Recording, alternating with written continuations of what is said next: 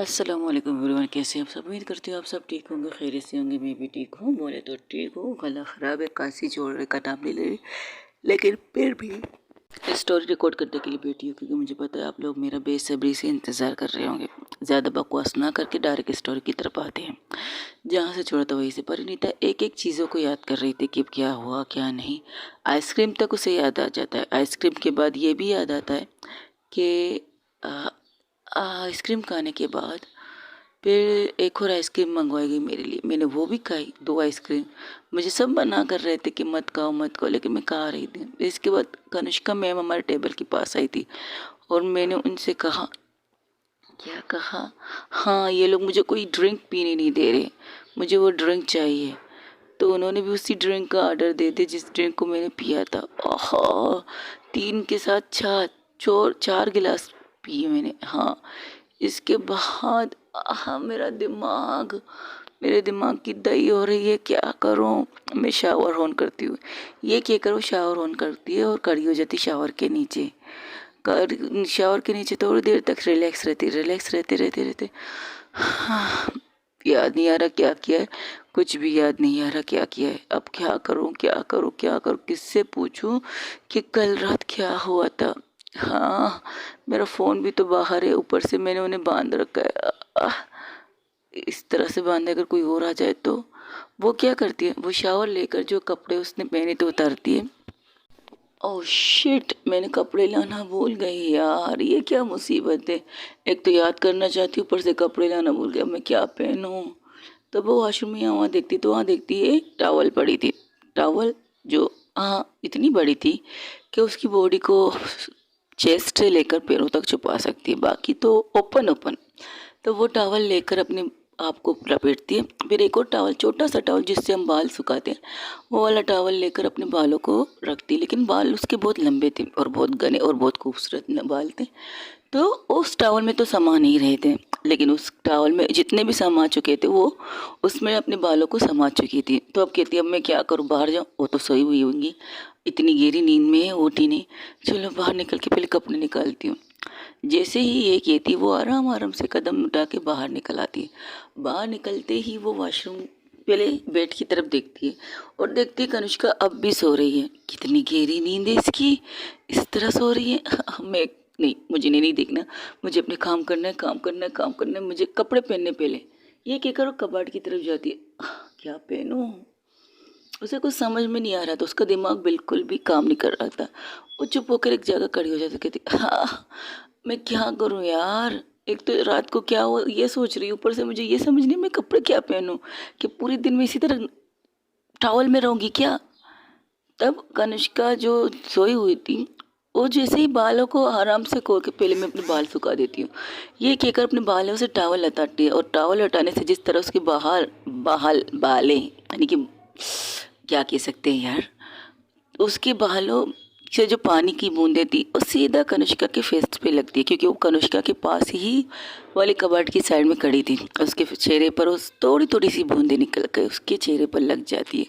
जैसे ही उसके चेहरे पर बूंदें लगती है, कनिष्का क्या करती है, कनिष्का आराम आराम से अपनी आंखें खोलती है और सोचती है, और यहाँ वहाँ देखती है ये पानी उसके ऊपर से कहाँ से आया। वो हाथों को हिलाने की कोशिश करती है, लेकिन उसके हाथ हिलते नहीं। तब उसे याद आता, शिट, इस पागल लड़की ने कल रात तो मुझे बांध रखा था, अब ये कहाँ गई। तो देखती है वहाँ जहाँ पर वो खड़े होकर अपने बालों को सुखा रही थी। तो उसकी तरफ देखकर एक पल के लिए कनिष्का की आंखें टेर जाती है। उसके मखमली बदन पर वो वाइट कलर का टॉवल और ज़्यादा गजब डाल रहा था। उसके ऊपर उसके बालों को जिस स्टाइल से वो सुखा रही थी, वो झुकी थी। तो उसका टॉवल थोड़ा सा नीचे उसकी क्लेविज मतलब चेस्ट को दिखा रहा था। और कनिष्का की नज़र उसके ऊपर ठहरती गई थी और कहने लगी, क्या बात है, सुबह सुबह इतनी खूबसूरत नज़ारा है, कोई तो रोक ले। वो कुछ कहती नहीं, बस एक टक उसे देखने लगती है बहुत प्यार से। उसकी आंखों में एक चमक थी, वो खूबसूरती थी। उसे रात का नज़ारा याद आ रहा था, रात का वो नज़ारा जो उसके साथ बीता था। उसे याद करके एक पल के लिए कनिष्का के चेहरे को लाल लाल ही छा जाती। वो सोचती है, बाप रे, इतने गिरस तो मैं भी नहीं बन सकती जितनी ये बनी थी। और क्या क्या किया मेरे साथ, हाय बताने के तो लायक मैं भी नहीं हूँ। ये पागल अब टॉवल के साथ मेरे सामने आई थी। कल का कयामत काफ़ी नहीं था मेरे ऊपर जो तुमने डाला था, अब ये कयामत भी दिखा रहे हो। वैसे एक बात तो है, मेरी बंदी हॉट बहुत है, हॉट एंड सेक्सी। हाय कोई तो रोक ले। जब से सब कुछ बदल गया है ना, सारे नज़ारे बदल गए। अच्छा लग रहा है, ये सारी चीज़ें बहुत ज़्यादा अच्छा लग रहा है। दिल कह रहा है एक पल यही रुक जाए, जो कुछ कल रात हुआ था वो दोबारा से हो जाए। काश काश काश काश कह सकती कि दोबारा से करो, तुम्हारा वो रूप मुझे अच्छा लगा था। ये डरा घबराया हुआ रूप नहीं। कल रात जिस तरह से तुम मुझसे दो बदल बातें कर रही थी, जिस तरह से मुझे जवाब दे रही थी, कसम से वो रूप तुम्हारा और ज़्यादा अच्छा लग रहा था। लेकिन मुझे पता है तुम्हें याद नहीं होगा, और तुम्हारे चेहरे से लग रहा है कि तुम अपने छोटे से दिमाग में बहुत ज़्यादा जोर दे चुकी हो, और जिससे तुम्हें कुछ और चीज़ें याद नहीं आ रही, और तुम मुझसे पूछोगी नहीं क्योंकि तुम्हें शर्म आए। एक तो बीवी के अंदर शर्म बहुत होती है, और मेरी परिणीता, ओ सॉरी परी, मेरी परी के ऊपर शर्म बहुत जचता है, और जब डरती है ना मुझसे, मुझे और ज़्यादा मज़ा आता है। काश काश मेरे हाथ खुले होते और मैं उठ के कस के, ये मैं क्या कह रही हूँ, क्या मैं कस के से गले लगाना चाहती हूँ? बिल्कुल नहीं। कल रात जो हुआ वो नशे की हालत में उसने किया, मैंने कुछ नहीं किया। हाँ मैंने कुछ नहीं किया। मुझे अपनी आंखें बंद कर लेनी चाहिए, इस तरह नहीं देखना चाहिए। Is this not right? बिल्कुल सही बात नहीं है कनुष्का। आंखें बंद करो, बिल्कुल बंद करो। दिल कहता है अरे आप आंखें बंद करोगी, जो सामने माल, एक्सक्यूज मी व्हाट्स इज माल, ओ मेरा मतलब बताती उसका दिल इससे बात कर रहा था, और सामने जो हॉट सेक्सी एंड ब्यूटीफुल माल, ए अच्छा अच्छा चलो चलो मान लें तुम्हारी बंदी कड़ी है, तुम्हें पूरा हक है उसे देखने से, सर से लेकर पाँव तक देखने में उसे को पूरा हक है, क्योंकि तुम इससे शादी कर चुकी हो, ये तुम्हारी बीवी है। हाँ तो मैं भी तो इसकी बीवी हूँ, इसने कभी तो मुझे ऐसे नहीं देखा। अच्छा अपनी कंडीशन देख लो एक नज़र। जब दिल की बात सुनती है वो अपनी तरफ देखती है। हाँ उसकी बॉडी पर कपड़े नाम के तो थे, पर थोड़े कम थोड़े ज़्यादा कह सकते हैं। ओके तो शट वो कल थी रात थी बात गई। अच्छा ये भूल जाओगी क्या? कब से उसे ताड़ रही हो, इस तरह ताड़ रही हो जैसे अभी उठ के उसको कहा जाओ मैं ऐसी चीज़ें नहीं खाती। अच्छा लेकिन उसने तो कल रात तुम्हें पूरी तरह खा लिया था। हाय क्या तकलीफ थी तुम्हें ना, दर्द कितनी दर्द हो रही थी, यहाँ तक कि बस बहुत हो गया, कुछ मत कहो, तुम चुप रहो। तब परिणीता को ऐसा लगता है कोई उठ चुका है। वो देखती है कनिष्का की तरफ। कनिष्का ये महसूस कर रही है कि परिणीता उसको देखने ही वाली थी, तो कनिष्का अपनी आंखें बंद कर लेती। मैं भी क्या सोच रही हूँ, ये तो सोई हुई है, सोते हुए शेरनी अच्छी लगती, जागते हुए नहीं। हाँ, वो आके उसके पास आके खड़ी हो जाती है, आराम से ये चेक करने के लिए कि वाकई वो सो रही है सो नहीं रही है। तो जब देखती है तो उसके बालों की बूंदें अब भी कनिष्का के चेहरे पर आ चुकी है, अब पूरी तरह से उसके चेहरे पर आ चुकी है।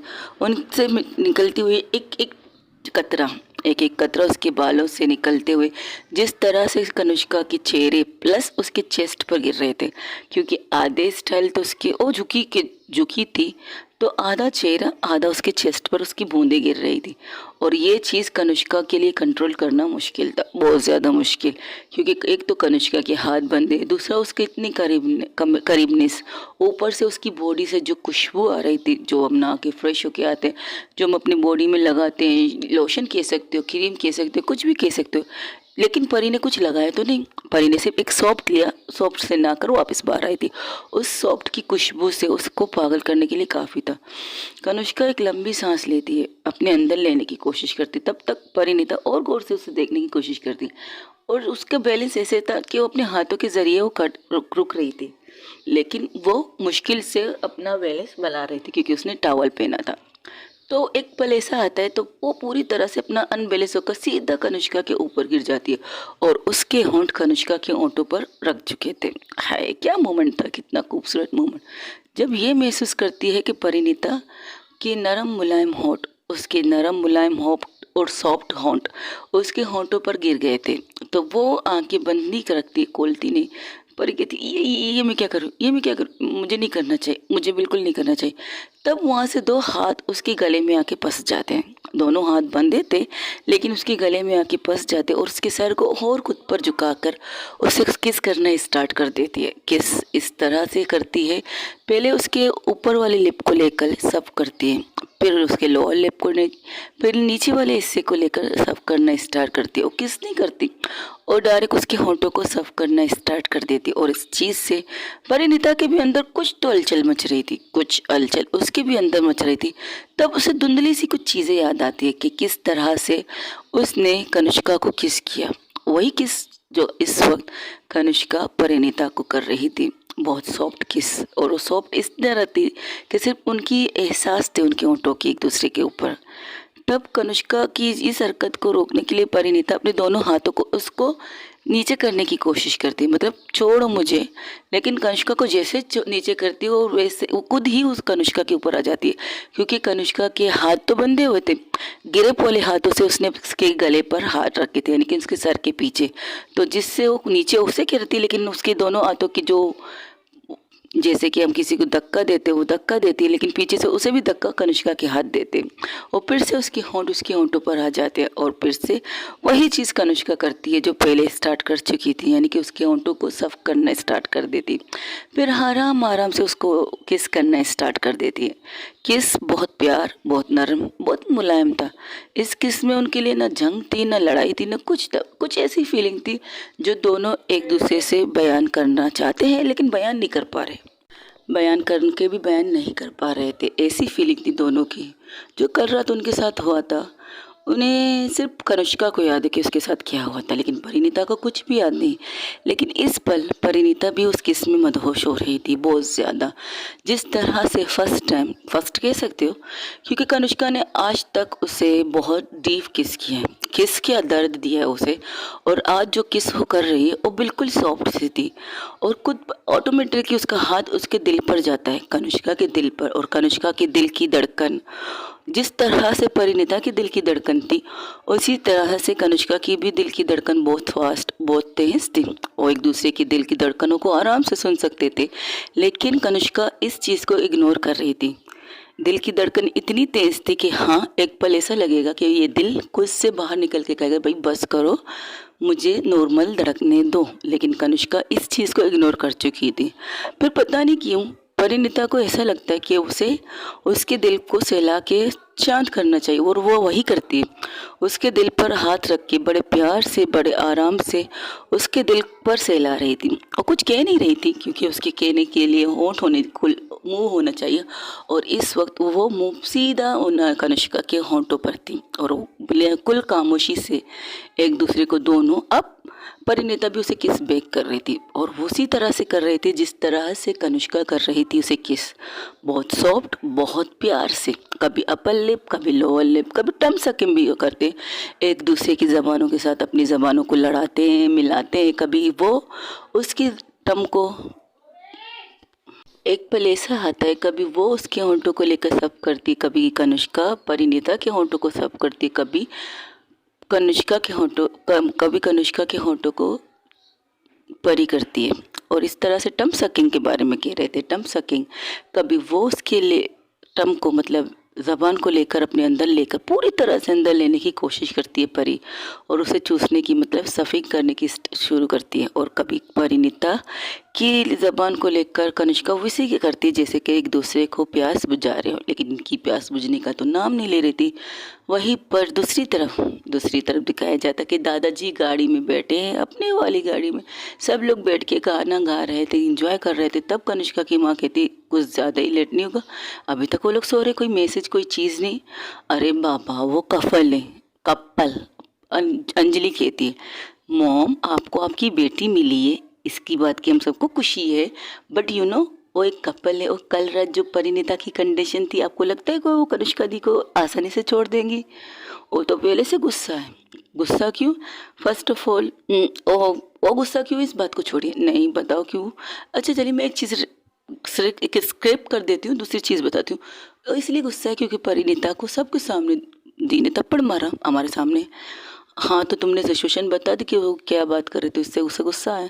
लेकिन एक बात है, मैं शुक्रगुजार हूँ कि उसकी लाइफ में लड़की आई परिणीता, बिल्कुल परी की तरह आई है उसकी लाइफ में, और उसने मेरी बेटी में इतनी सारी चेंजिंग की, इससे मैं ज़्यादा खुश हूँ। हाँ, इस खुशी को किसी की नज़र ना लगे, बस इस चीज़ पर खुश रहिएगा। और प्लीज़ आपकी बेटी को खुद से मत बांधिएगा, उसके भी लाइफ में पार्टनर है, उसकी लाइफ को भी इंजॉय करने दीजिएगा।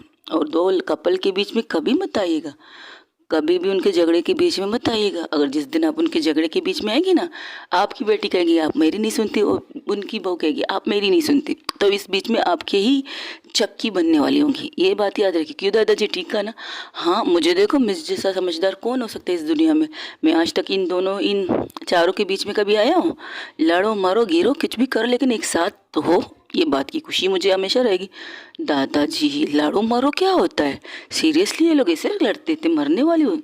अरे मत पूछो, तुम्हारे डैड, हाँ क्या बताओ तुम्हारे डैड के बारे में। तुम्हारे माँ के पीछे इस कदर पागल था ये इंसान, उसकी शादी तक तोड़ने के पीछे चला गया था। क्या मतलब? मम्मा की शादी किसी और से हो रही थी?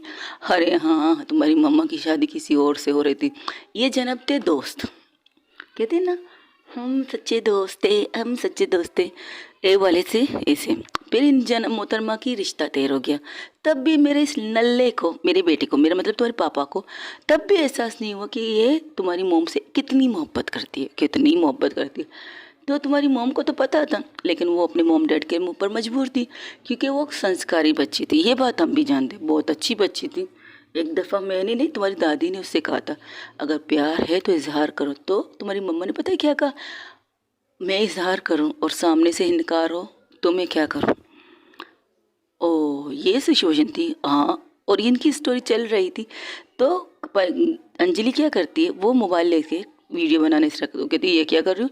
अरे हमारी फैमिली कम है, कनिष्का भाभी, सॉरी कनिष्का दी प्लस परी भाभी, वो यानी तो उनकी स्टोरी को तो सुनाना पड़ेगा ना उनके लिए। हाँ, फिर क्या हुआ? फिर क्या, इनकी शादी, इनकी मेहंदी, इनकी हल्दी, सब कुछ हो गई थी, सब कुछ। फिर एक झटके से इस जनाब की मोहब्बत जाग गई है। यू मीन से फिल्मी स्टाइल वाली, बिल्कुल फिल्मी स्टाइल वाली। फिर क्या था, खड़ा हो गया मेरे सामने, कुछ भी करो ये शादी रोको। मैंने कहा क्यों बच्चा, क्यों बरखुदार? तब तो टाइम था तो तुमने बताया नहीं, अब क्या फ़ायदा?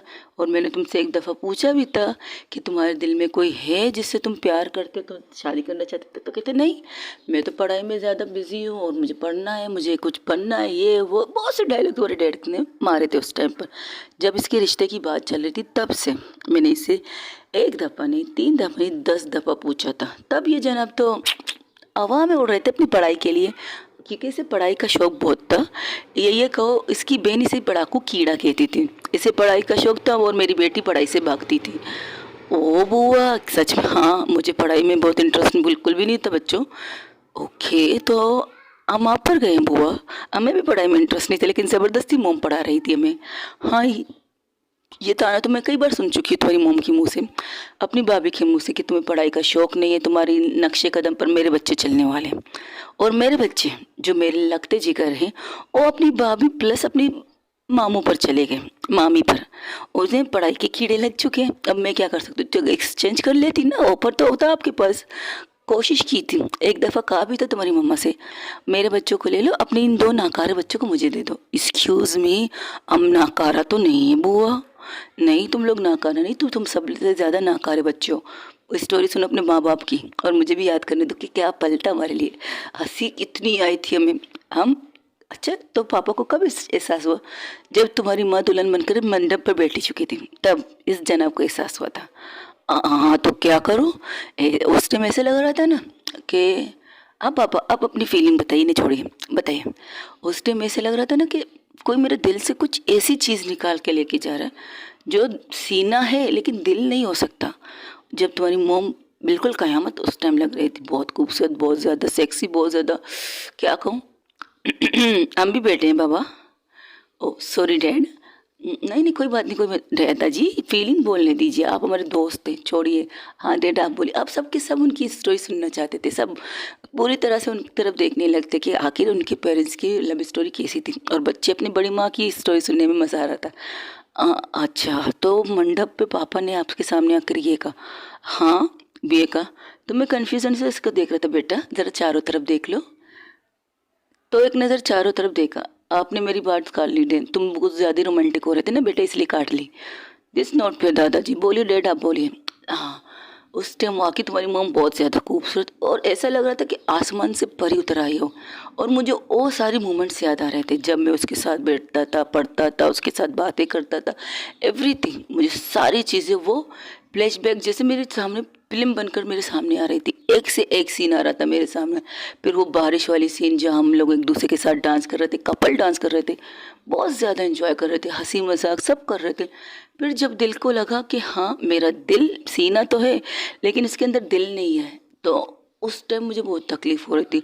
जब आंखें बंद करके देखा तो तुम्हारी मोम का वो रोता हुआ चेहरा याद आ गया, जब उसका रिश्ता चल रहा था। मैंने कहा लड़की है, अपने मोम डैड के घर से जा रही है, इस वजह से वो रो रही है। लेकिन नहीं, जब याद आया तो मैं रुक गया। मैंने कहा यार ये क्या, ये तो मुझसे प्यार करती थी। इसकी आंखों का मतलब ये था कि मैं बेवकूफ़, सबसे बड़ा बेवकूफ़। जब मैंने खुद को बेवकूफ़ तस्लीम किया और कहा भी था मैं सबसे बड़ा बेवकूफ़ हूँ और बेवकूफ़ हूँ और गधे का बच्चा हूँ, इसकी अच्छा बच्चे, मैं गधा भी बन गया। डैड, फीलिंग है ना, बोलने दीजिए। तो मैं खुद को एक थप्पड़ तक मार दिया। बाहर निकला, दम घुट रहा था तुम्हारी मोम को दुल्हन बन के देख कर। बाहर निकला, लंबी लंबी सांसें ली। क्या करूं, क्या करूं, कैसे रोकूं, कैसे रोकूं। अगर ये मेरी ज़िंदगी से चली गई तो मैं ज़िंदगी भर किसी से प्यार तो क्या, किसी से दोस्ती भी ना करूं, और मैं शायद सारी ज़िंदगी कंवारा भी रह सकता, और मेरे कोई बच्चे भी होंगे। मेरी बहुत अच्छी अच्छी प्लानिंग है। पढ़ना है, ऑफिस बनना है, जॉब करना है, लाइफ पार्टनर ढूंढने हैं। लाइफ पार्टनर ढूंढ रही तो खुद है और अपने हाथों से खो देगा। नहीं, ये सोचते ही मैं सीधा जाके डैड के सामने खड़ा हो गया था। डैड मुझे देखकर हैरान थे, लेकिन हाँ तुम्हारे दोस्त की शादी है, तुम यहाँ पर बैठो, दूल्हा भी आते होगा। डैड, मुझे आपसे बात करनी है। हाँ कहो, क्या बात करनी है। आप ये शादी रोक ले, मैं इससे शादी करना चाहता हूँ, मैं इससे प्यार करता हूँ, उसके बगैर जी नहीं सकता। अगर आपने इससे शादी रोकी तो ज़िंदगी भर मैं शादी नहीं करूँगा और आपके पास ज़िंदगी भर आपका नस्ल नहीं बढ़ेगा। आई प्रॉमिस रन, मैं ज़िंदगी भर किसी से भी शादी नहीं करूँगा, किसी से शादी ना करना तो दूर, किसी की तरफ देखूंगा नहीं। सारी दुनिया की सारी लड़की मेरी बहन होगी। एकदम तो फास्ट फास्ट में बातें कर रहा था। तुम में से किसी को समझ आया नहीं?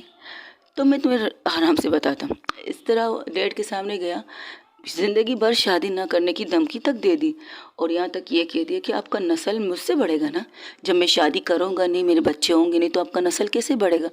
इसीलिए पुल स्टॉप करके मैं उनके सामने खड़ा हो गया। तो मेरे डैडी इस तरह देख रहे थे, कहते गधे ज़रा पीछे आसपास तो देख लो, यहाँ पर सब लोग शादी मंडप पे बैठे, दुल्हन वहाँ पर सजी बैठी है, और दुल्हन गधा कभी तक गाय आया नहीं, और तुम कह रहे हो ये शादी तोड़ के तुम्हें दुल्हन बना के बैठा दूँ। दादाजी देखिए डैड, मैंने ज़िंदगी में कभी आपसे कुछ नहीं मांगा। अच्छा, बाइक किसने मांगी थी? और डैड उस टाइम पर मुझे सारी चीज़ें गिनवा रहे थे जो मैंने डैड से मांगी थी। सारी चीज़ें मांगी थी, ये झूठ नहीं है। मैंने डैड से अक्सर चीज़ें मांगी, बहुत सी चीज़ें मांगी, यहाँ तक कि मैंने अपनी बहन का हक भी मारा है। सॉरी बहना, इट्स ओके। तो मैंने अक्सर इसकी ज़िद में इसकी चीज़ें भी मांगी है जो इसे नहीं देनी चाहिए दादाजी को, लेकिन फिर भी मम्मा के कहने पर भाई है, छोड़ दो, पागल है, ये कहकर वही मुझसे मैं चीज़ें ले लेता था। उसकी बुआ कहती, अक्सर मम्मा बीच में आ जाती थी, वरना मैं तो इसे मारने के लिए तुरंत पड़ती। एक दफ़ा तो मैंने इसे सीढ़ियों से भी गिरा दिया था। क्या बुआ, सच में? हाँ बिल्कुल, उसने मेरी वो प्राइवेट, मेरा बारबी डोर का जो घर था ना, वो तोड़ दिया था। मुझे पूरे सारे गुस्से याद आ गए, जो चीज़ तुम्हारे डैड अक्सर मेरे साथ करते थे। लेकिन इसके बाद एक बात तो सच है, तुम्हारे डैड प्यार बहुत करते हैं मुझसे।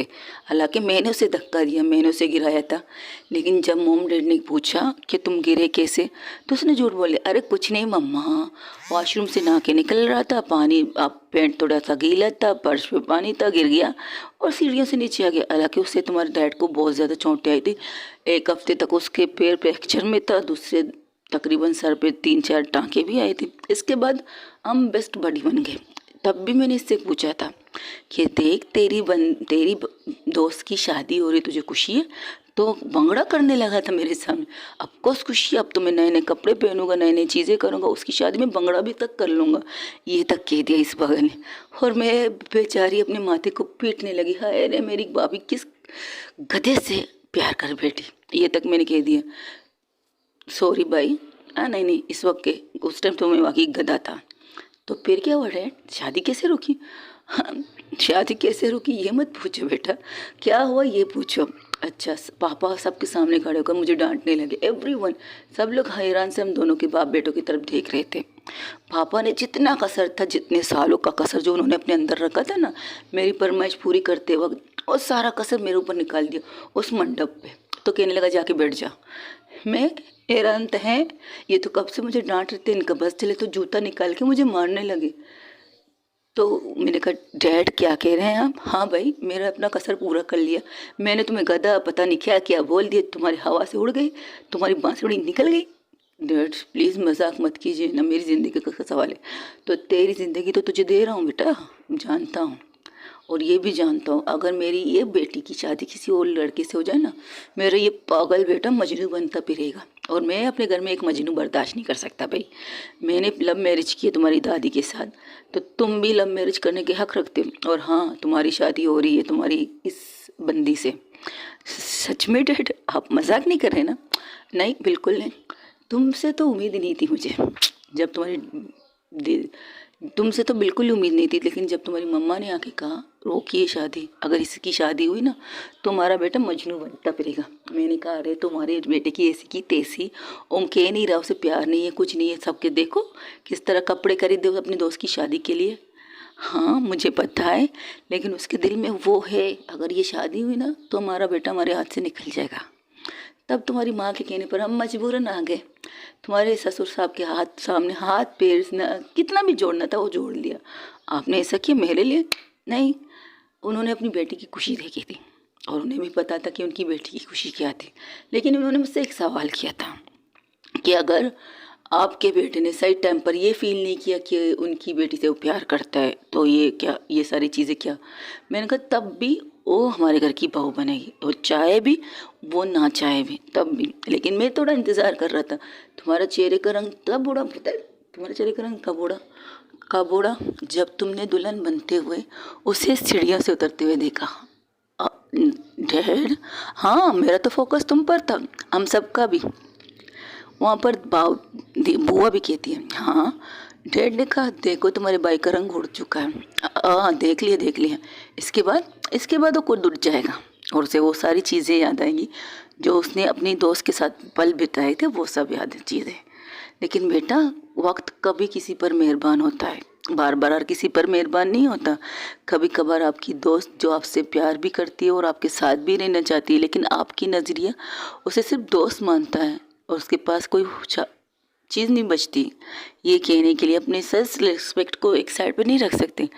प्यार करती है तो करती है, बेतनाशा करती है, लेकिन सामने से अगर वो आपको कहे आई लव यू और आप सिर्फ इतना कहे जस्ट फ्रेंड, मैंने तुम्हें सिर्फ एक दोस्त की नज़र से देखा था, तो वो चीज़ ज़िंदगी भर उस चीज़ को याद करती रहेगी वो लड़की, कि मैंने अपने आप को एक तरफ रख के, एक लड़की की इज्जत, एक लड़की की इमेज, एक लड़की की चीज़ों को एक साइड रख के आपको प्रपोज किया, लेकिन आपने जस्ट फ्रेंड का टैग लगाकर हमारी सब कुछ ख़त्म किया। फिर इसके बाद शायद वो ज़िंदगी भर आपके सामने ना आ पाए, और आपको शायद ये चीज़ मजाक भी लगे।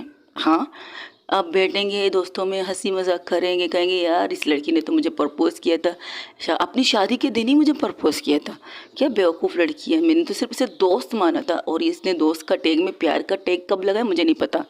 एक मजाक बन जाएगी एक लड़की।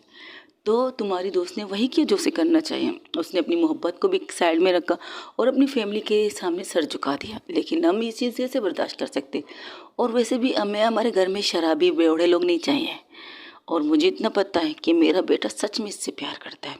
आप जाओ बैठो। तो ये क्या मेरे शादी के कपड़े थे ये वाले? क्या ये मेरी शादी के कपड़े थे ये वाले? नहीं, तुम्हारी शादी के कपड़े अंदर रखे हुए, अभी 10-15 मिनट है, तुम जाके फ्रेश होके आ जाओ, और एक रस्म है जो तुम्हारी माँ को करना है, जाओ जल्दी पहन के आओ। फिर क्या, मैं तो बिना सोचे समझे मैंने कहा नहीं, मुझे कपड़े पहनने नहीं है, मेरे ये भी कपड़े नए हैं, मैंने कल ही तो मॉल से लिए अपनी दोस्त की शादी के लिए, अब मैं इन्हीं कपड़ों से दूल्हा बन के आ जाऊँगा। और मोम आपको जो रस्म करनी है कर लीजिए। और अपनी मोम को याद करके उसकी आंखों में आंसू आ जाते हैं। तो अंजलि जो अपने पापा के पास खड़ी थी वो कहती डैड नहीं, मोम बहुत अच्छी थी, मेरी माँ बहुत अच्छी थी, हालांकि दिखती कनिष्का की तरह थी, उनका रंग रूप बिल्कुल कनिष्का की तरह था यार, लेकिन कभी हमने इन चीज़ को फील नहीं किया था। जब फील करने का टाइम आया तब अपने नातों से उसे खो चुके थे। मॉम ने जाते वक्त मुझे सिर्फ इतना कहा था, एक नज़र अपनी पोती बेटी को देखो तो तुम्हें सब मैं नज़र आऊँगी। लेकिन मैंने देखा नहीं, ये अपनी बीवी की मोहब्बत में इस कदर पागल हो गया था, इस कदर अंधा हो गया था कि उसकी बातों से, उसकी चीज़ों से मुझे कुछ चीज़ दिखाई नहीं दी गई थी। ये तक नहीं दिखाई गई थी सामने मेरी बेटी खड़ी है जो मुझसे बेतहाशा प्यार करती है, और पल एक डरावना ख्वाब लगता था मेरे लिए। लेकिन नहीं, अब सब कुछ ठीक है।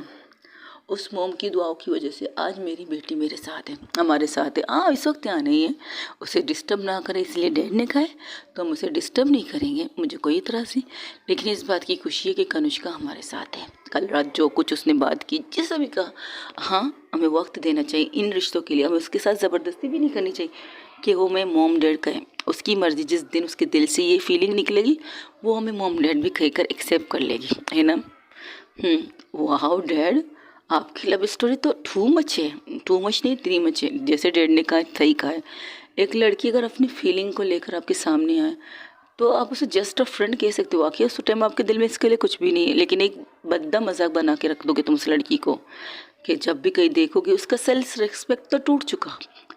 एक लड़की कहती है मेरा सबसे खूबसूरत चीज़ है सेल्फ रिस्पेक्ट। इनकी खुददारी, खुददारी, आप खुददारी सिर्फ ऑफिस काम के लिए नहीं होती। खुददारी वो चीज़ नहीं होती कि अपने ऊपर बलबूते पर सब कुछ करो, लेकिन लाइफ पार्टनर भी अपने बलबूते पर चुनना पसंद करो, ये भी अच्छी बात है। लेकिन सामने से एक्सेप्ट होना चाहिए। हाँ, प्यार है, आई लव यू है, तो सामने वाले की फीलिंग देखकर अगर इससे एक थोड़ी सी गट फीलिंग आई होगी कि शी इज़ माई लव, ये भी मुझसे प्यार करता है, तो मुझे कहने में इतराज़ नहीं होना चाहिए। लेकिन सामने वाला आपको जस्ट फ्रेंड का टैग दे तो वो बुरा होता है, फिर वो लड़की वाकई आपके सामने नहीं आएगी। बहुत सी चीज़ें दोस्तों का भी मैंने देखा था, लेकिन मैंने इस चीज़ को सही टाइम पे एक्सेप्ट किया था। और thanks to my mom dad, मेरे मॉम डैड ने मुझे सपोर्ट किया। उस लड़की से मेरा रिश्ता तक तैयार कर लिया जिससे मैं सिर्फ दोस्त नाम कह रहा था, दोस्त है दोस्त है दोस्त है। जिसकी शादी की तैयारी से लेकर उसकी मेहंदी तक मैं जो नाचा, उसकी हल्दी तक जो मैं नाचा था ना, मैं उस टाइम को याद करता हूँ तो मुझे खुद पर हंसी आती है। और दुख इस चीज़ का होता है कि मैंने जिसकी मोहब्बत था, जिससे जो मुझसे प्यार करती थी, जो मेरे लिए इस कदर शिद्दत से मुझसे प्यार करती थी, उसके दिल पर क्या गुजर हो रही थी उस टाइम पर जब मैं एक दोस्त बन के उसके सामने नाच रहा था। बहुत रोई थी उस टाइम तुम्हारी मोम, और रो भी रही थी। तो मैं मज़ा मज़ा में जाके उसके पास जाके कंधा उचक उचक के कहता था, अरे यार मत रो, दूल्हा तुम्हारे मोम डैड ने तुम्हारे लिए अच्छा चुना होगा ना। हालांकि इसे पता था इसका दूल्हा मैं हूँ। हाँ, तुम्हारी मोम को ससुराल से बता दिया गया था कि तुम्हारी शादी तुम्हारी इससे हो रही, उसे पता था, फिर भी वो रो रही थी। वो खुशी के आंसू नहीं थे, वो तकलीफ़ के आंसू थे कि वो अपने लाइफ पार्टनर को के सामने वो इस तरह नाच रही है जो जिससे आप प्यार करते हो ना, वो आपकी मोहब्बत, वो तो खुशी में नाच रहा है कि मेरी दोस्त की शादी है, आज मेरे यार की शादी में गाना, मैं इस कदर में नाचा था मत पूछो। मैं नाचते नाचते थक गया, आखिर में इसके पास जाके बैठ गया। और उसकी हाथ की मेहंदी की रस्म सबसे पहले मैंने ही की थी, इसे फर्स्ट टाइम हल्दी भी मैंने ही लगाई थी दोस्ती के नाते। लेकिन सोचता उस पल को और कोसता हूँ खुद को, जो एक लाइफ पार्टनर के तौर पर मुझे उसे लगानी चाहिए थी, जो एक लाइफ पार्टनर के तौर पर मुझको हल्दी से लेकर मेहंदी तक मुझे लगानी चाहिए थी। जो कंगना जो दुल्हन की तरफ से, दूल्हे की तरफ से आता है, वो कंगना भी मैंने ही पहनाया था तुम्हारी मोम को, मैंने पहनाया था। और मेरे खानदानी कंगन थे यार, पता है मेरे दादी, मेरी मोम को उनकी दादी ने, मतलब उनकी सास ने दिया था। ये रस्म टू रस्म चलने वाला है। अब ये कंगन कनुष्का के पास जा नहीं गया, सुजल के पास गया, क्योंकि सुजल की वाइफ पहले आई थी हमारे घर में। अगर कंगना कनुष्का की भी वाइफ की थी तो हम कनुष्का को भी दे देंगे। ऐसे दो कंगना है हमारे पास। तो मैंने खुद से ही कंगना भी पहनाया। उस टाइम मैंने गौर भी नहीं किया जो कंगन में से पहना रहा हूँ, जो अब भी तुम्हारी मोम के हाथ में एक कंगन तुम्हारी भाभी के हाथ में, देख लो। अरे हाँ, ये तो सेम टू सेम, आपने एक कंगन दिया, क्योंकि तुम्हारी मोम ने कहा था, मेरी मोम ने कहा था ये दो बहुओं को देनी है, तो बुआ आपको नहीं मिले, इनको कुछ और मिल गया था। यहाँ पर मेरी स्टोरी सुनना चाहते हो अपनी बुआ की? नहीं, आपकी सुनना चाहते हैं, आप बोलिए बोलिए। हाँ, मैंने कंगन पहनाया, मुझे नहीं पता चला कि मैंने वो कंगन पहनाया जो मेरी दादी ने मेरी मोम को दिया है। अक्सर वो कंगन मोम के हाथ में होते थे, तो कभी कभी मैं झिड़के, यार मोम कभी तो ये कंगन छोड़ दो। तो तुम्हारी मोम कहती नहीं, जिस दिन तुम्हारी बीबी आएगी उस दिन मैं ये कंगन तुम्हें दूंगी, उसे पहनाओ। फिर क्या, मैं तो खुद पर इसका दर पंच मार रहा था। जब मंडप पे बैठा, जब पंडित जी ने कहा ये अग्नि में डाल दो, हम दोनों के हाथ सेम टू सेम थे, जब मेरी नज़र उस कंगन पर पड़ी, जो मैंने हंसना स्टार्ट किया, तो मेरे पापा कहते लगे, मेरे पापा डैड यानी कि तुम्हारे दादाजी कहने लगे मेरा बेटा पागल हो गया, इस लड़की के प्यार में मेरा बेटा तो बिल्कुल पागल हो गया। तब मैं हंसते हुए कहता था नहीं डैड, मैं पागल नहीं हुआ, मुझे इस चीज़ से हंसी आ रही है, जो कंगन मैंने इसे पहनाए हुए तो मोम की कंगन है, मोम की मतलब दादाजी की दादी की कंगन है, और मैंने तब भी गौर नहीं किया। मैं बेवकूफ़ हूँ ना डैड, बहुत बड़े बेवकूफ़ हो। हाँ, फिर हमारी शादी हुई। उस रात में सुकून से सो गया था। क्या फर्स्ट नाइट में सुकून से सो गए थे? बस वो तो गया। अरे नहीं नहीं, पूरी बात तो बताने दो। हाँ यार, मैं बहुत सुकून से सोया था उस रात को। तो तुम्हारी मॉम तो मुझे घूर घूर के देख रही थी, पूरी रात वो मुझे घूर के देख रही थी। सुबह जब मैंने आंखें खोला तो देखा तुम्हारी मॉम मेरे साइड में सोई हुई। मैंने कहा शायद सपना है। हाँ सपना है, लेकिन जब उसको छुआ, उसके गालों को हाथ लगाया, तब ऐसा लगा कि मैं सपना नहीं देख रहा था। तो मैं चीख चीख के चिल्लाने लगा, और मेरी चिल्लाने से पूरा घर जो शादी लोगों से भरा पूरा था। हम जब तक मेरी शादी का चल रहा था, घर में कोई मेहमान मैंने नहीं देखा था, कोई भी नहीं। सब लोगों को होटल में ठहराया गया था डैड ने। लेकिन जिस दिन मैं अपनी बीवी के साथ अपने घर में एंटर हुआ, वहाँ पर रस्में सब कुछ किए मैंने, एवरीथिंग मैंने दिल की खुशी से किए। सारी चीज़ें मैंने दिल की खुशी से की, इतनी खुशी से की कि मत पूछो कि आखिर में हुआ क्या। फिर मैंने क्या सोचा, फिर मैंने कहा यार हाय सब कुछ हो गया, तो मैं घोड़ा बेच के सब बेच के सो गया। तुम्हारी मोम, जब मैं सुबह चिल्ला रहा था, सुबह की बात कर रहे थे ना, रात को छोड़ दो, सुबह मैं जिस तरह चिल्ला रहा था पूरा घर मेरे कमरे में आ गया। तो मेरे घर मेरी मोम कह रहे क्या हुआ क्या हुआ। तुम्हारी मोम नींद से उठ गई थी, वो मुझे पकड़ के कह रही थी आप इस तरह चिल्ला क्यों रहे हो, क्या हुआ, आपकी तबीयत ठीक है, क्या हुआ, तुम सच में मेरे पास हो। मैंने कहा ख्वाब नहीं देख रहा हूँ, यानी कि मैंने तुमसे शादी की, यानी कि हमारी शादी होगी, यानी कि मैं जिससे प्यार करता हूँ उससे शादी की। तो तुम्हारी माँ ने अपने माथे पर हाथ मारा और कहा ये सोच, ये सुबह सुबह हटो यहाँ से, एक तो पूरी रात को सोए थे, मुझे नींद की जगह। ओ आई एम सॉरी। तब मेरी मम्मा मुझे घूरने लगी थी। मम्मा खुशी के मारे नींद बहुत आ गई थी ना, इसलिए सो गया था। तो हम कब आए थे दुनिया में? कुछ ज़्यादा ही नहीं पूछ रहे बच्चा। ये है हमारी लव स्टोरी। लेकिन आंधी तो बोली, दादी ने तो कुछ कहा होगा ना? हाँ कहा, जाते हुए तुम्हारी दादी ने मुझे ही कोसा। आपको क्यों कोसा? जाते हुए सिर्फ इतना कहा, कोते दे पुत्र। हाँ, मोम ने यही कहा था, सेम टू सेम, कोते दे पुत्र। ये कहकर सब के सब वहाँ से निकल गए। तब तुम्हारी मम्मा ने कहा सीरियसली, वाकई आप मोम भी आप दादाजी को कहने नहीं, मुझे कोता कहने लगी, वाकई आप एक कोते हो। ये कहकर तुम्हारी माँ फिर से सो गई। ये थी हमारी लव स्टोरी। वाह, अगर सोचिए आपके डैड की तरह कोई और डैड सोच सकता था ये सब चीज़ें? आपकी फीलिंग को मद्देनज़र रखते हुए, उनकी फैमिली के सामने जाके आपका रिश्ता मांगते हुए, अगर आप मेन वक्त पर मना कर देते तो आप ज़बरदस्ती मेरी मोम से शादी भी कर लेते। सच कहो तो हाँ, कर सकता था। अगर मोम डैड सच में मेरी से ज़बरदस्ती करवाते तुम्हारी मोम से शादी करने के लिए, उस टाइम में शायद दोस्ती का टैग लगा के कहता, मैं सिर्फ से दोस्त मानता, इससे ज़्यादा कुछ नहीं मानता।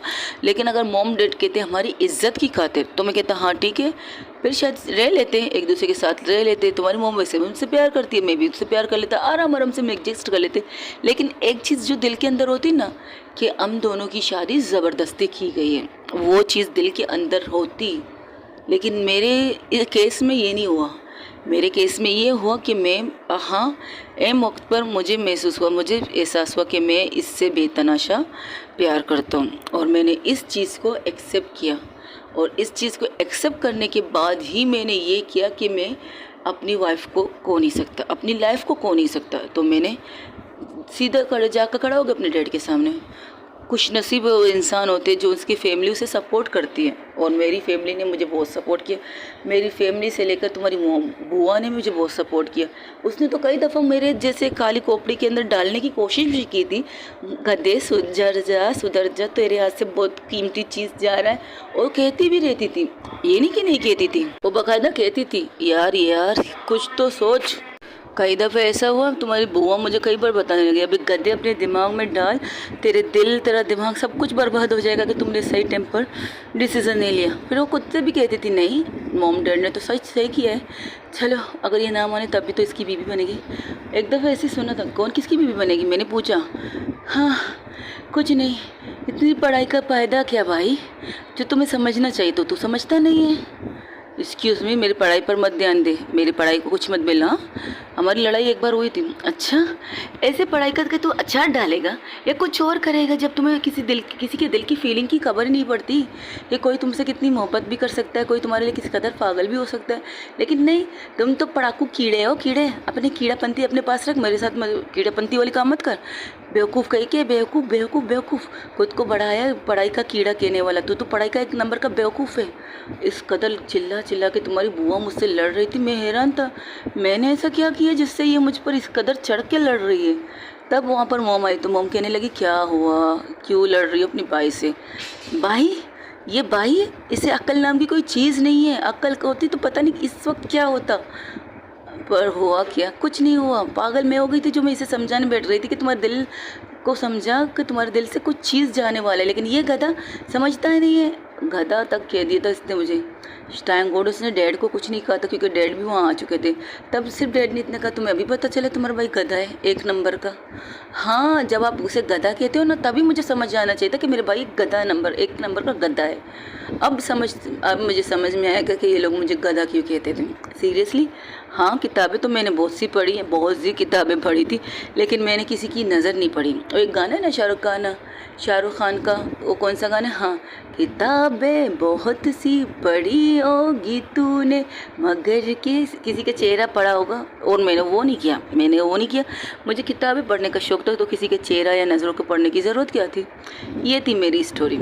वाह मॉम, यू आर लकी। हैं, आपके सास ससुर इतने अच्छे थे कि आपको इस कदर समझा, इस कदर प्यार से अपने लिए मांगा, अपने बेटे के लिए मांगा। हाँ, लेकिन डरती थी। अब वो अपनी मॉम की तरफ रुख करती है मोबाइल का। मैं डरती थी कि एंड टाइम पर तुम्हारे डैड ने इनकार कर दिया। हाँ, ये तो पता था कि किसी भी कीमत पर पापा मेरी शादी तो तुम्हारे डैड से करवा देते, ये बात मुझे पक्का यकीन था। लेकिन मैं प्यार की वजह से उसकी लाइफ में आना चाहती थी, ज़बरदस्ती का टेग लेकर नहीं आना चाहती थी। ये मॉम डैड की फर्माबरदार बेटे के वाले का टेग नहीं, बिल्कुल भी नहीं। लेकिन एंड वक्त पर जब तुम्हारे डैड को एहसास हुआ और जब मंडप में आके मेरे पास बैठा था, सिर्फ इसने ये कहा था, आई एम सॉरी, मुझे माफ़ कर दो। कहो तो मैं सबके सामने उठक बैठक करने के लिए तैयार हूँ। उसके डैड और रिपीट कर रहे थे अपनी बीवी के साथ मिलकर, कहो तो उठक बैठक करने के लिए तैयार हूँ। मैं गधा हूँ, मैं बेवकूफ़ हूँ, मैं उल्लू हूँ, मैं सब कुछ हूँ। मैं खुद को कहता हूँ जो मैंने तुम्हें और अपने प्यार को नहीं समझा। और मैं अब भी सबके सामने कहता हूँ, एवरीवन, तुम्हारे मॉम डैड के सामने कहता हूँ, तुम्हारे डैड के सामने कहता हूँ, अपने मॉम डैड के सामने कहता हूँ, I really really love you. तुम्हारे बगैर मेरे दिल को सुकून नहीं है, जो इस वक्त इस चीज़ से तड़प रहा था कि मैं तुम्हें खो दूँगा। लेकिन थैंक्स टू माई फैमिली, जिसने तुम्हें पहले ही मुझसे पहले मांग लिया था, तुम्हारे मॉम डैड से। और thank you so much everyone you. और फिर मेरे मॉम डैड की तरफ देखने लगा, आपका बहुत बहुत शुक्रिया, आपने अपनी प्यारी सी बेटी मुझे सौंपी है।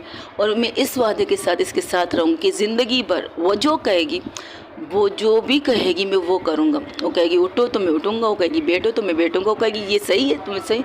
और मैंने वही किया था अपनी बेटी के मामले में भी।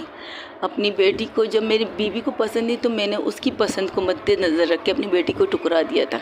ये गलती की थी मैंने, बीवी को खुश करने के चक्कर में अपनी बेटी को खो दिया था खुद से। लेकिन अब नहीं कहूँगा, अब बिल्कुल भी नहीं कहूँगा। अब मैं कनुष्का के साथ खड़ा रहूँगा, उसके हर पल में उसके साथ खड़ा रहूँगा, ये मेरा वादा है। और जहाँ पर तुम्हारी मॉम से लड़ेगी ना, उस टाइम भी मैं उसके ही साथ खड़ा रहूँगा, और मैं यही चाहूँगी। ये सब लोग हंसी मजाक करके वाह सो ब्यूटीफुल। वैसे एक बात बताओ, तुम दोनों कब कपल बने, समंता और तुम? डैड, ये बात छोड़िए, नहीं, ये बात तो तुम इससे कनुष्का पूछेगी, मैं नहीं पूछूंगा। ये हक मेरा नहीं है, ये हक कनुष्का का है, वो कब पूछे तुमसे। डैड, लो फार्म हाउस आ गया। चलिए, आपकी स्टोरी सुनते सुनते फार्म हाउस आ गया। तो वहाँ से एक बच्चा खड़ा होकर कहते हैं, वाह नानू, आप इतने अच्छे पापा थे। एक्सक्यूज़ में, इतना अच्छा पापा नहीं, इतना अच्छा दादा भी हो तुम लोगों का। क्या एक शिकायत है तुम मुझसे? नहीं, बिल्कुल नहीं। अब तो द ग्रेट पापा, अब तो द ग्रेट दादा पट नानू है। I love you so much. अगर कभी हमारे साथ ऐसा मसला हो तो आप खड़े रहेंगे, इस बात की गारंटी होगी हमें। चल हट पागल बच्चे, अपनी माँ को जाके तंग कर, जो तुम्हारी वाली को कभी मानेगी नहीं। क्या दादू, क्या नानू, आप भी बट बताइए ना अपनी बेटी को, जिस तरह आप अपनी बेटी के लिए खड़े हुए तो पोते नवासे के लिए भी खड़े हो जाएंगे ना एक दिन। हाँ, तब की तब देखेंगे। चलो चलो, एक एक कर सब लोग बाहर निकलते। वहीं दूसरी तरफ जहाँ से हमने छोड़ा था वहीं से स्टार्ट करते, जहाँ पर उनकी किस हब भी चल रही थी और परिणीता का हाथ अब भी उसके चेस्ट को रफ कर रहा था, बहुत प्यार से कर रहा था कि उसके दिल को थोड़ा सा सुकून मिले। हालांकि उसका खुद का दिल का धड़कन ऐसे चल रहा था जैसे कि वो भी बाहर निकलने के लिए तैयार है, लेकिन वो अपने दिल को छोड़कर उसके दिल को रिलैक्स करने की कोशिश कर रही थी। और उनके किस में बहुत ज़्यादा सॉफ्टनेस थी। वो तकरीबन 20 मिनट तक एक दूसरे को किस कर रहे थे। जब उनकी सांसें फूलती हैं तो कनिष्का थोड़ी देर के लिए अपनी सर को नीचे करती और उसकी आंखें बंद थी और परिणीता उसे देख रही थी।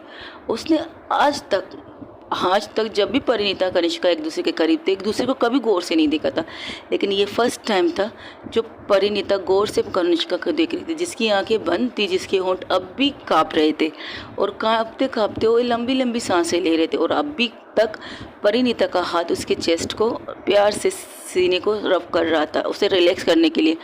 तो परिणीता अपने माथे को कनिष्का के माथे से मिलाती है और लंबी लंबी सांसें लेने लगती है।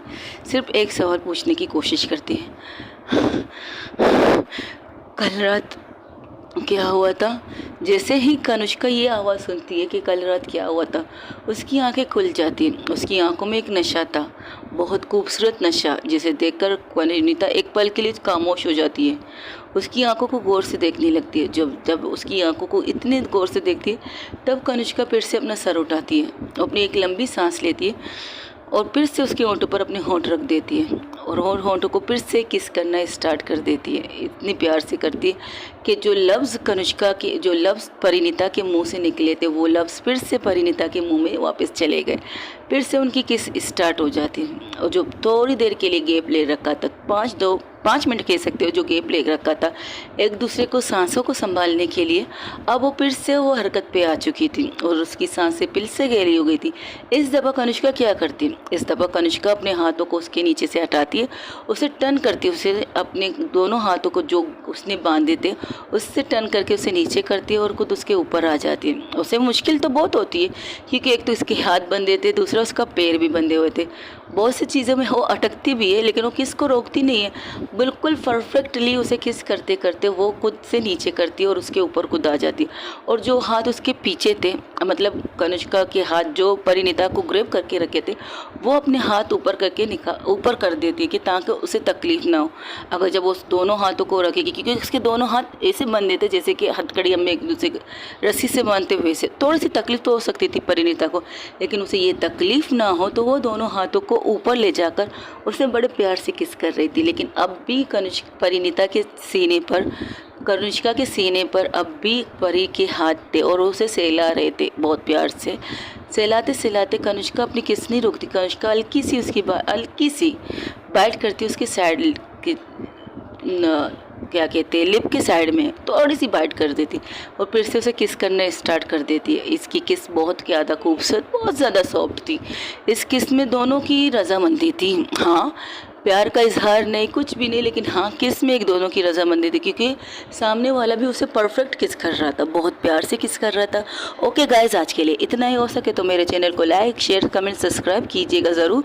और ये जानने के लिए मेरे साथ बने रहिए कि कल रात को इनके साथ क्या हुआ था। रिकॉर्डिंग करना चाहती हूँ बट रिकॉर्डिंग कर नहीं पा रही हूँ, थोड़ा सा मसला हो रहा है। कुछ काम भी है, उन्हें भी करना है, अपनी तबीयत का ख्याल भी रखना, मेडिसिन भी खानी है। पर मेरे लिए दुआ ज़रूर कीजिए कि मेरा गला जल्दी ठीक हो जाए। आवाज़ से तो आप लोगों को लगेगा मेरा गला ख़राब नहीं है, लेकिन जो मेरे अंदर चल रही है खांसी का ज्वालामुखी, वो अचानक से